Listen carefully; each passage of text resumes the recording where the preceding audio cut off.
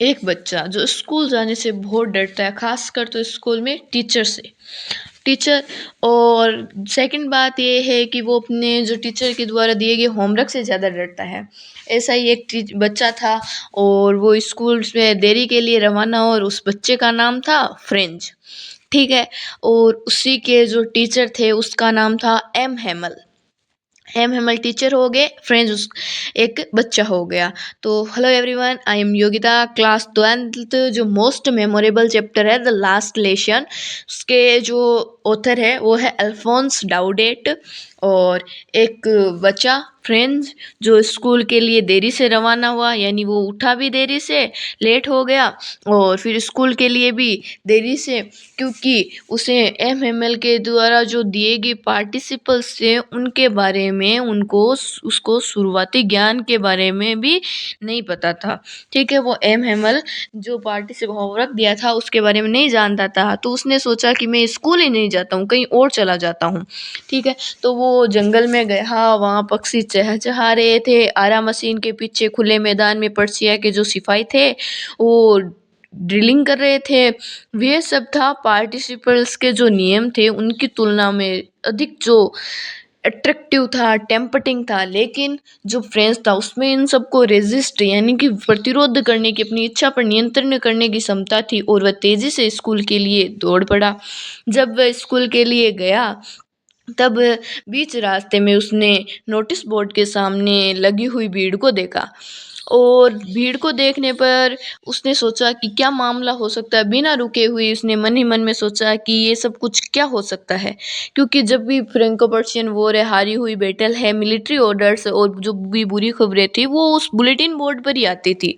तो उसने सोचा कि कोई ना कोई तो बुरी खबर ही होगी और वो स्कूल के लिए तेजी से चल पड़ा। जाते जाते वो सोचता भी गया और चलता भी गया। स्कूल के सामने पहुंचा, क्योंकि रोज जो होता है एवरीडे वहाँ पर शोर शराबा होता है, हलचल होती है, गली में सुना जा सकता है, डेस्क खुलती है, बंद होती है, शवर में जो पाठों को दोहराया जाता है और ये सब होता था, शोर शराबा होता था। लेकिन उस दिन इस प्रकार शांत था जैसे कि संडे मॉर्निंग हो, यानी कि रविवार के सुबह को जितना शांत थे उतना उस दिन शांत था। उसने अपने सहपाठी को देखा खिड़की से बाहर, वो भी अपना स्थान ग्रहण कर चुके थे। फिर वो क्लास में पहुंचा। फिर क्लास में पहुंचा तो उसने जो भी दिमाग में सोचा था ना कि मैं क्लास में कैसे जाऊंगा, कैसे शर्मिंदा होऊंगा, इस प्रकार से कुछ नहीं हुआ। एम हेमल ने उसे कहा कि लिटिल फ्रेंच आओ, अपने स्थान पर जल्दी से जाओ, हम तुम्हारे बिना ही नहीं तो पाठ का शुरुआत करने वाले थे। इस प्रकार से फिर उसने बेंच पर जो बेंच के ऊपर से छलांग लगाकर वो अपनी बेंच पर जा बैठ गया। बेंच पर जाकर बैठने के बाद उसने ये नहीं देखा, उसने अपने भय पर इतना नियंत्रण नहीं पा लिया था कि उसने ये नहीं देख पाया कि अपने जो एम एमल थे उसने अपना सुंदर हरे रंग का कोट, अपनी झालरदार कमीज, शर्ट, टोपी पहन रखी थी। जो कम पहनते थे वो अपने जो पुरस्कार वितरण है, निरीक्षण, उन दिनों के अलावा कभी नहीं पहनना करते थे। तो उस दिन जो है सारा कुछ अजीब था, सब कुछ अजीब था। ठीक है। जो बेंचें खाली रहती थी वहाँ पर भी देखो फॉर्मर है, फॉर्मर जो पोस्ट मास्टर है, होजर है, मेयर है, ये सब बैठे हुए थे। सब कुछ थे, सेट थे। होजर है वो अपनी बाल पोती यानी प्राइमर लिए हुए था और उस पर स्पेक्टिकल्स रख रखा थे और सब कुछ अपने जो विलेजर्स थे वो अटेंड में थे, यानी सब कुछ अटेंटिव था। उसने सोचा कि ये सब क्यों आए हुए हैं, ये उदास क्यों लग रहे हैं। तब एएमएमएल ने उससे कहा कि मेरे बच्चों ये आखिरी पार्ट है जो मैं तुम्हें पढ़ाऊंगा। बर्लिन से आदेश है कि अल्सेस और लोरेन की स्कूलों में केवल जर्मन भाषा ही पढ़ाई जानी है। नए अध्यापक वो कल आ जाएंगे। ये तुम्हारे फ्रेंच भाषा का अंतिम पार्ट है। ये शब्द है वो फ्रेंच के थी, किसी बिजली की कड़कड़ाहट से कम नहीं थे। ठीक है। तो एएमएमएल ने क्या कहा कि ये सब कहने के बाद में उन्होंने कहा कि मेरी आखिरी फ्रेंच भाषा का पाठ जो मैं आज तुम्हें पढ़ाने जा रहा हूँ। तो उन्होंने जैसे ही ये कहा और जो फ्रेंच, उसने सोचा कि मैं तो भी फ्रेंच को ही लिखना मुश्किल से जानता था थोड़ा बहुत ही, और आगे कभी नहीं सीख पाऊँगा, जर्मन का तो नाम ही नहीं सीख सकता, मुझे यहीं पर रुक जाना चाहिए।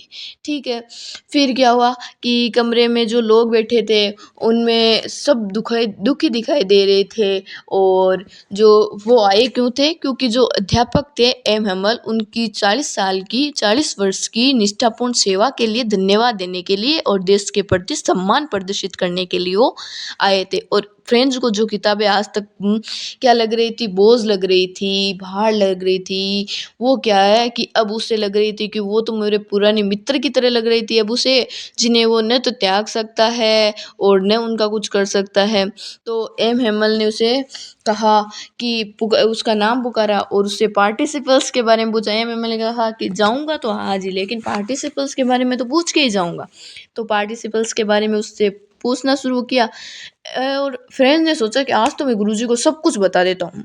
वो खड़ा हुआ और खड़े होते ही वो गिड़गिड़ाने लगा और अपनी बेंच पर खड़ा हो गया और ऊपर देखने का भी उसमें साहस नहीं था। ठीक है, फिर क्या हुआ कि एम एमएल ने उससे कहा कि मैं तुम्हें डांटूंगा नहीं फ्रेंड्स, तुम्हें तो अवश्य बुरा लग रहा होगा कि देखो बात ऐसी है कि हम लोग क्या है कि प्रतिदिन ऐसे करते रहते हैं कि मेरे पास काफ़ी समय है, मैं इसे कल सीख लूँगा।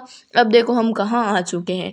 अल्सेस के लोगों की सबसे बड़ी परेशानी यही है कि मैं उसे कल सीख लूँगा, वो आज के स्थगित कर देते हैं, पोस्टपोन्ड कर देते हैं। ठीक है, तो उसने थोड़ा सा इसको लिटिल फ्रेंड्स है उसको समझाया और उसने कहा कि तुम बोल सकते हो, तुम उस भाषा को लिख भी सकते हो, थोड़ा सी तुम्हें क्या है कि अटेंटिव रहना पड़ेगा, इसे समझा के फिर उन्होंने कहा कि ये फ्रांसीसी होने का अपन क्या है दिखावा ही करते हैं, लेकिन फिर भी तुम अपनी भाषा को न तो बोल सकते हो नहीं लिख सकते हो।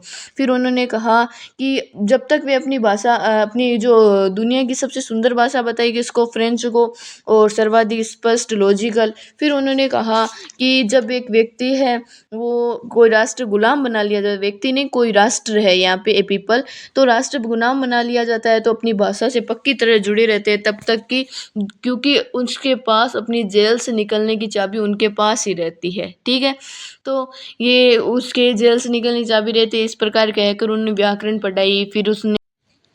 फिर जो फ्रेंच था उसने व्याकरण के बाद में लेखन का पाठ किया और उसके जो एम हेमल थे उन्होंने उनको जो पुस्तक दी, उस लास्ट दिन फ्रांस अल्सेस लिखा था, छोटे छोटे झंडों की भांति दिखाई दे रही थी और ऐसा सब कुछ चल रहा था। ठीक है, फिर क्या हुआ कि एम हेमल है उन्होंने कहा कि जो language is the key to freedom, ये तो अपन की लाइन है, किताब में नहीं दे रखी है, लेकिन उन्होंने कहा कि language is the key to the freedom. फिर उन्होंने जो फ्रेंच है उसने सोचा कि ये कबूतर है वो भी जर्मन भाषा में गाएंगे, यानी कि जो जर्मन के लोग हैं वो उसको जर्मन भाषा में गाने के लिए बाध्य करेंगे कबूतरों को भी। हमसे तो क्या पता कि फ्रेंच भाषा के लिए छीन ली गई है, लेकिन क्या जर्मन भाषा के लिए उन कबूतरों को बाध्य करेंगे। फिर क्या हुआ, जो प्रशिया के जो सैनिक थे वो उससे एर्जिलियंस है उससे बाहर जा रहे थे, एजिलन से बाहर जा रहे थे, यानी बाहर वापस लौट रहे थे युद्धाभ्यास। तो जो अहम अमल थे वो अपनी कुर्सी से उठ खड़े हुए बहुत उदास तरीके से और उन्होंने कहा कि मेरे मित्रों, वह बोले मैं उससे आगे कुछ नहीं बोल पाए। फिर वो ब्लैक बोर्ड की तरफ मुड़े, चौक उठाई, चौक का टुकड़ा लिए अपनी पूरी शक्ति का प्रयोग करते हुए उन्हें जितना बड़ा लिख सकते थे लिखा, विवेला फ्रांस, यानी कि फ्रांस जिंदाबाद। फिर वो रुके, अपना सिर दीवार से सट्टा लिया, बिना एक भी शब्द बोले हमें अपने हाथ से ही इशारा कर दिया, अपने हाथ से इशारा कर दिया और उन्होंने कहा कि स्कूल की छुट्टी हो गई है, तुम लोग जा सकते हो, स्कूल की छुट्टी हो गई है।